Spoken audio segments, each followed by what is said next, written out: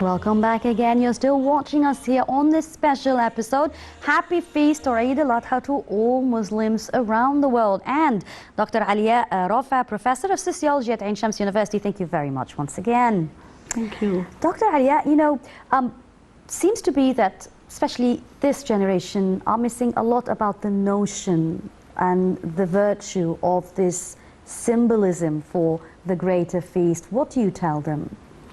You know, you cannot tell anybody anything. You cannot even advise anyone to feel unless you feel yourself, and then these blessings and feeling can communicate through being, you know, if we say older generation, we need the older generation to test and to have this kind of blessing of this feast, and then I think that they can bring the same meaning to the next generation. So actually, it's not a kind of blessing, or it's not a kind of, I mean, it's not a kind of celebrating only. It's a kind of testing the meaning. For example, when I was listening now to the songs and the report and everything, you know, something beyond my mind is working here. It's my heart. My heart is just, you know, feeling some joy and blessings and so on. So when this time is really is full of beautiful energy. So if we can just suck this energy, this will be great.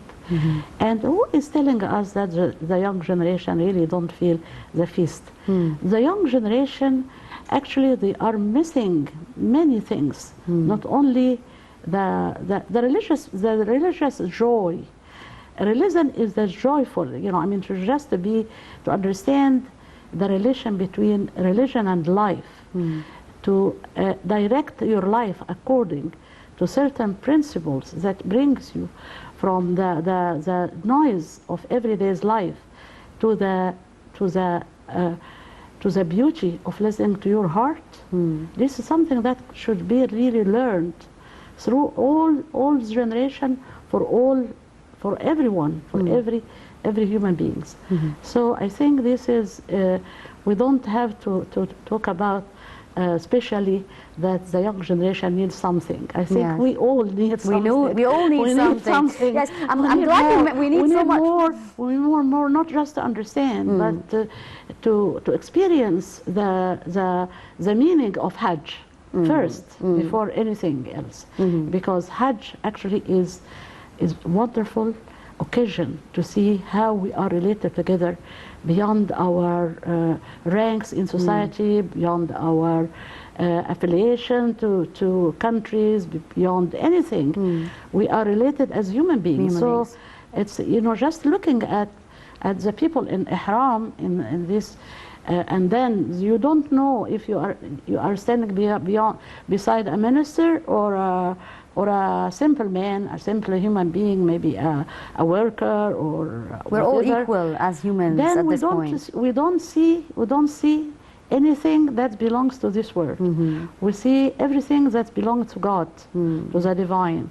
So this kind of emotions actually should extend beyond the time of Hajj. The transparency of human beings to act naturally, normally, and to be, you know, sort of this kind of spiritual relationship between them and God, again, as you've correctly said, should be a practice and a habit that Muslims should always do throughout the entire year. But this feast only is to reflect and remind them.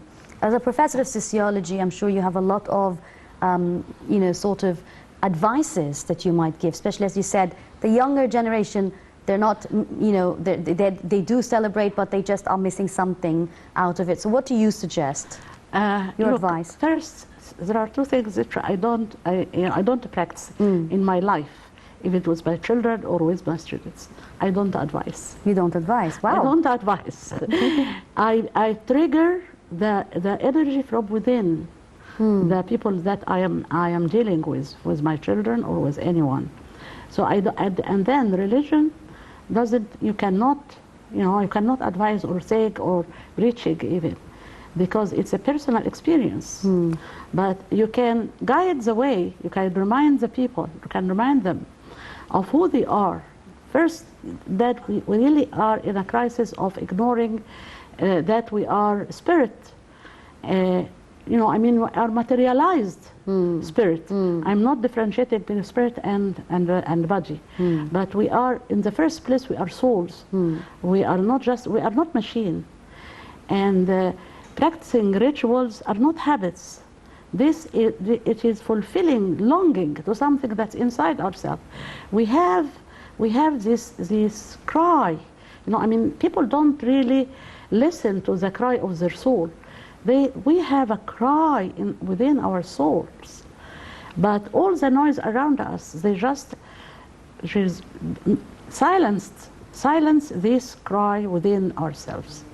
So we need to listen. We need to help people to bring out this cry and try to fulfill this cry. How do you do that? And religion is fulfilling. All the rituals are reminder and fulfilling, all.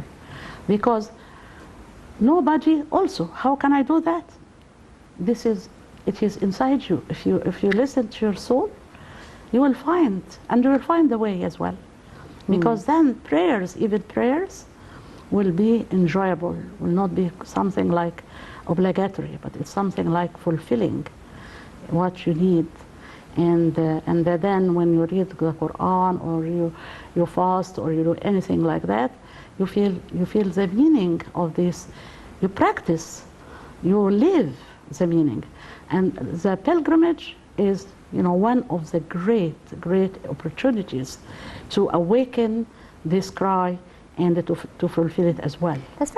Sounds very interesting. I'll tell you also why, because maybe a couple of things that happened right before we went on air gave me this indication of how important it is for a human being to be completely in touch with one's soul.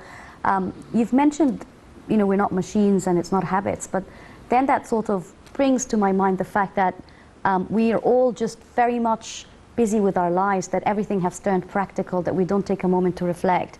If you'd allow me to share that before we went on air, you wanted a moment to meditate. Yes. And that really triggered me, because a lot of people are so busy doing everything in an act of practice and habit and obligations, and are not taking this moment to reflect and get in contact directly with one's souls. Yeah. How do you do that?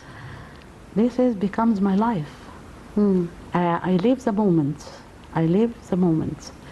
When I do anything, I forget everything about everything else. And then I am there. I am there with all my mind, my spirit, my body, everything. And at the same time, enjoying what I'm doing. Enjoyment is wonderful. It's something that is, if you don't enjoy, then there's something wrong. You have to question yourself, why I'm doing what I'm doing. So you have to choose something that you enjoy. You enjoy from deep inside yourself. You feel like you are fulfilling something that beyond the description, the social description of the importance of what you're doing.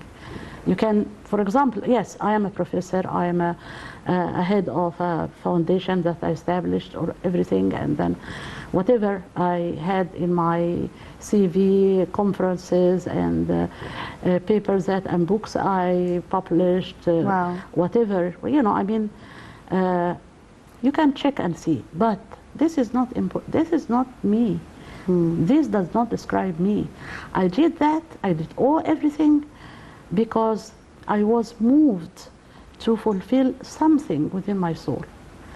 And I cherish very much the time when I was a young mother and I was not doing anything except looking after my children. This was not something that's interrupting my life, but it was something part of me, part of my life. So I gained the experience of being a mother, and this is not little thing, it's a great thing. So it is appreciating what you're doing and knowing your direction. And this is, you know, this is the symbolic of Kaaba, the symbol of the Kaaba, because people who are not Muslims, and even Muslims, They don't understand why they are circumambulating around the Kaaba. They don't know why they are going round and round around the Kaaba, and why we are paying all this money and all these efforts to go to a place that is, you know, A stone, your foot. a stone. Yeah, So what considered we're to them, doing, yeah. what we're doing, this is a reminder that life has a meaning and has a purpose and has a center. This is a symbolic action, symbolic act. We are not worshipping the Kaaba, but we are reminding ourselves that we are one being, entity, one gather in entity one place together, yes. and we have one center that around which we are directing ourselves. Wherever we are, we have a center, we have a direction.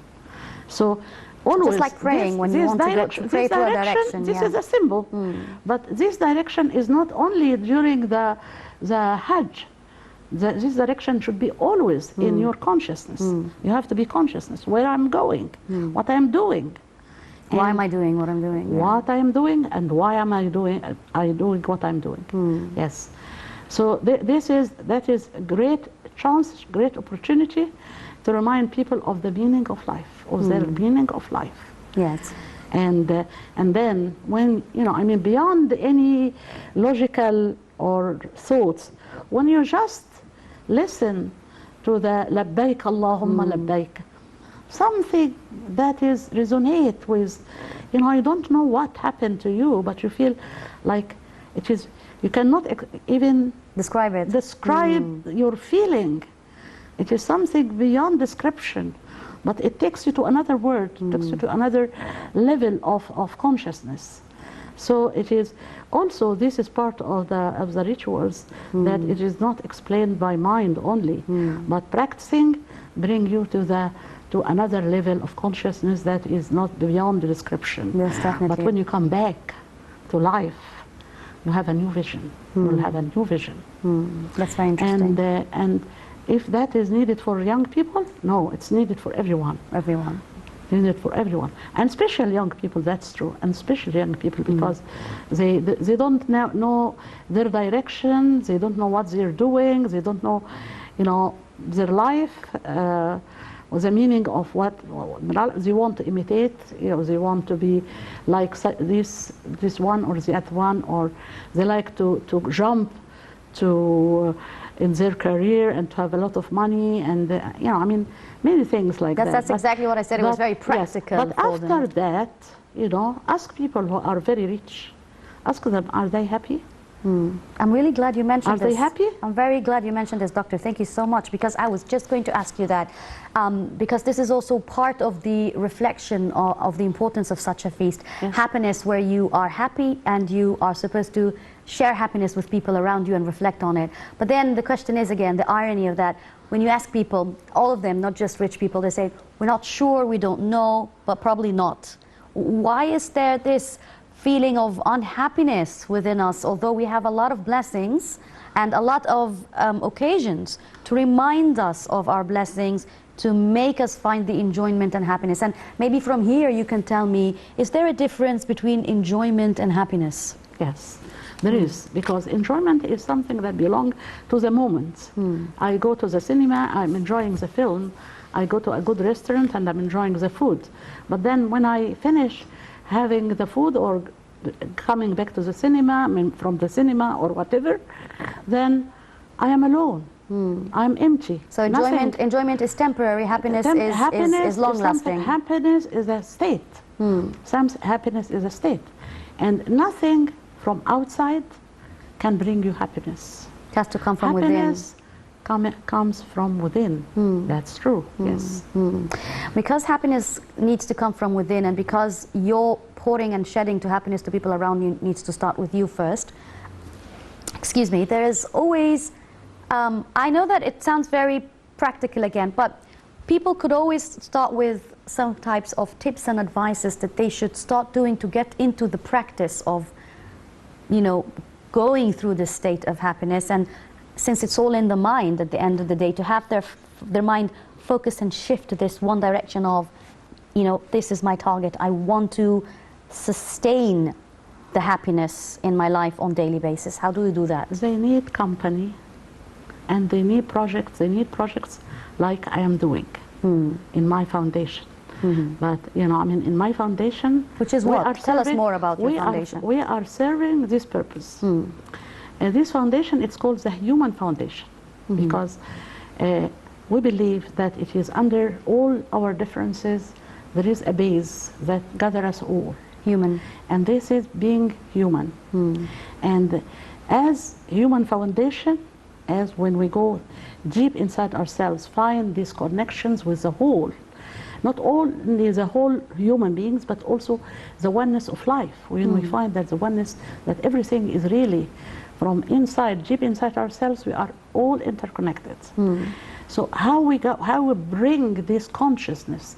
This is a bringing of consciousness, and we have certain projects that can serve this consciousness, bringing this consciousness from in, you know, bringing the people to go into their inner journey. And the projects that we are really, one of the projects that we are having, it's called Toward Individuation. Towards individuation. And this is built on depth psychology. It's human psychology, but it's also bring this kind of feeling of the divine or of the God from within, beyond the named religion, beyond any named religion. But as a Muslim, I read my religion from this perspective. So, and this takes, you know, stages, and it takes a lot stages with the people. We are taking people from from one level to their second, and you know, one step by step by step by step. And then in the end, they are awakened to this kind of inner feeling, and it's a very successful. It's very interesting. So that's more like life coaching as well. Very successful program. And now we are even making workshops to prepare for this journey. The last one, I mean, one was that I did just a few days ago. That's called, that is the hidden power, the hidden energy, awakening your hidden energy. And the workshop lasts for 1 day, but people after this 1 day, they feel something different. And this is like preparation to take them to the trip inside, to go to from inside themselves. I'm not advising, you know, I am not directing anyone, because if I think that I can direct or advise, I'm outside. And no, I just help them to listen. And then we communicate with their inner voice, encouraging them to communicate with their inner voice. That is what, you know, this is the main objective of this program. How do you handle, generally speaking, and again, because we're speaking from the greater perspective of such an occasion, but then when we want to go deep into the meaning of the importance of being human, to be able to fulfill all these spiritual and rituality of such an event, occasion. You said a number of very valid points, but then I was wondering, how do you deal with the fear that people have? Because fear is always something that triggers people and makes them suppressed, want to hide back again, you know, deep inside, not want to face the reality of themselves, of what went wrong and how can they make life better. People fearing for change, even fearing of coming out of their comfort zone, fearing of society and people around you, and fearing people's opinions. So fear is always something that hunts people down. Absolutely. How do these programs help to release the fear within people? We don't speak about fear, but we bring it out, bring it from inside out, because we always, you know, people or human beings generally, they hide how they feel. And maybe the person who looks to you that is very powerful and very strong, maybe he is just taking this persona because he hides a great fear from inside himself. And he will never be able to face himself or herself with this fear. So without speaking about any negative emotions or positive emotions, we just listen to some kind of hints coming from inside that you cannot hide. For example, dreams. For example, dreams. Dreams do not lie. So when you bring your dreams out and then you try to read them, they reflect what your is subconscious. hidden, what is hidden, and what you hide from within yourself.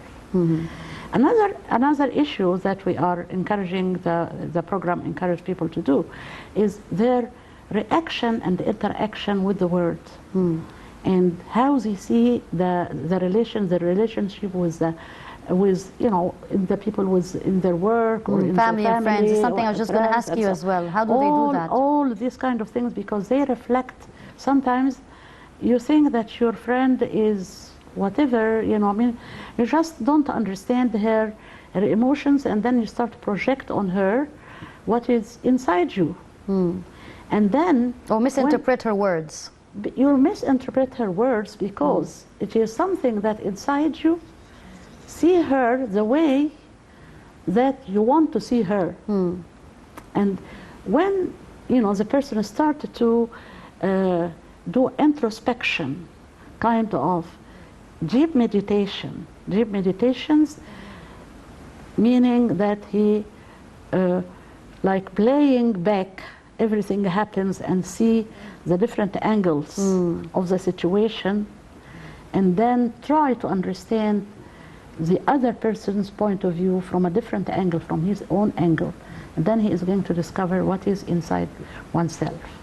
So it's like a journey of discovering something that you cannot prescribe or describe before you get into the journey. Yes, that's of course. Yeah. Yes. Devotion and sacrifice is also something that is hard to keep people on doing, or some people, they always believe that what they're doing is sacrifice and devotion. But then it's a chance of such a feast to bring back again those people, to align them to the right path of what exactly is sacrifice and devotion through the eyes of such an occasion. That's what we're going to be talking about. Dr. Aliaa, allow us to go to this second report, and we'll be back right after this.